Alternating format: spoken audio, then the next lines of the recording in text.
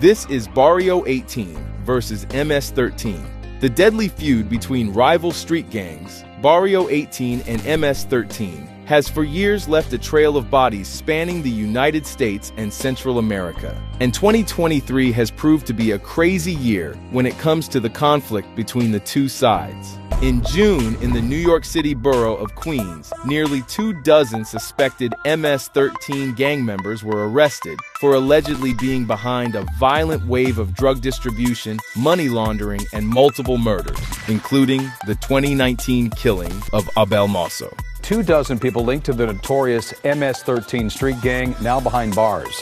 Prosecutors say that they are brutal killers who use knives, machetes, even baseball bats in a series of gruesome murders. In February 2019, it was alleged that MS-13 members Victor Lopez, Tito Martinez Alvarenga, and Ramiro Gutierrez followed Abel Mosso, who they believed to be an 18er, onto the number 7 train at the Main Street station in Flushing. The incident was caught on camera as Lopez and Martinez Alvarenga assaulted Mosso inside the subway car, dragged him out onto the platform at the 90th Street station in Jackson Heights, and pulled a gun. Mosso managed to wrestle it away before Gutierrez shouted in Spanish, "Nobody get involved. We're MS-13. We're going to kill him," before he grabbed the gun from Mosso and shot him multiple times.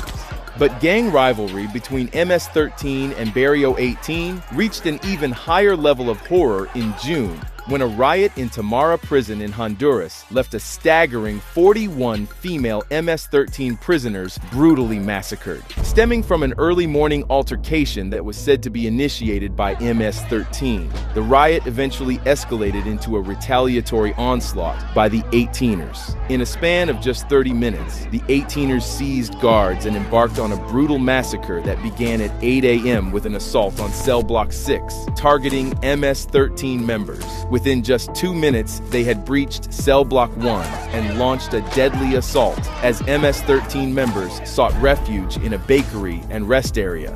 Whilst MS-13 members were trying to hide, 18ers managed to lock the inmates in their cells and started a fire that quickly consumed the rooms. 26 victims burned to death so badly that the bodies could not be identified. During this time, 15 other MS-13 members were either shot dead or hacked with machetes. The Honduran government held a press conference where they showed surveillance footage capturing at least one suspect armed with a firearm and wearing a black t-shirt with a Punisher skull on it. Photos were released showing the charred remains of the inside of a cell and 21 confiscated weapons, including an AR-15 and an Uzi, alongside grenades. Julissa Villanueva, head of the penal system, deemed the event a terrorist attack and vowed, "We will not back down." But inside Honduran prisons, gangs wield significant control, imposing their own rules and profiting from the sale of contraband items that range from weapons to explosives and drugs. The Tamara prison riot also revealed the escalating involvement of women in gangs.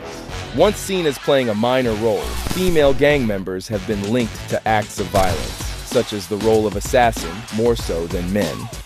After news of the massacre hit the headlines, Honduras suffered yet another incident that the national police believe could have been revenge for the murders of the MS-13 female gang prisoners. Just days after the riot, gunmen burst into a pool hall in the Honduran city of Choloma, which is reportedly Barrio 18 gang territory, and opened fire, killing 11 people. The National Police Commissioner Miguel Perez Suazo said, "We do not rule out these crimes could be some sort of revenge for what happened in the women's prison." The shooting led to President Xiomara Castro vowing her government would take drastic measures and announced a curfew for Choloma, as well as raids, captures, and checkpoints 24 hours a day. In July 2023, gang loyalty was tested when an MS-13 snitch in New York detailed an attempted 2016 hit on a 16-year-old 18er, telling a federal jury how the gang's alleged leader ordered the kill. Jose Gonzalez testified that his former gang boss, Melvi Amador Rios, told him he had to kill someone in order to move up in the ranks. Gonzalez testified that Amador Rios didn't care who was murdered, as long as it was a member of Barrio 18. Gonzalez and 2 other MS-13 members confronted Luis Serrano in Jamaica, Queens, believing he was an 18er. But the hit went wrong, leaving Serrano paralyzed. Amador Rios was eventually found guilty, and he faces a life sentence for ordering the hit on Serrano and for also overseeing the murder of Julio Vasquez. Vasquez was a low-level MS-13 member who fell out with the gang for failing to carry out the killing of a fellow member, sparking suspicions he was a snitch. Over the decades, the rivalry between MS-13 and Barrio 18 has led to thousands of deaths. But there was a moment of hope in the country of El Salvador that the bloodshed would end.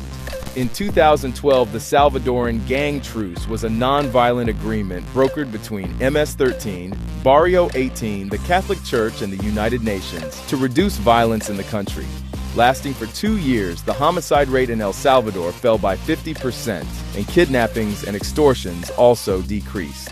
Although the gangs surrendered their weapons and the government removed soldiers from designated peace zones, the truce eventually collapsed in 2014, and the country recorded nearly 4,000 homicides that year, with 2015 seeing nearly 7,000 homicides, the most since 1983 during the Salvadoran Civil War. The toll of this enduring feud continues to haunt communities, and as long as MS-13 and Barrio 18 continue to battle, it seems like no one is safe, especially if you're a member of either gang.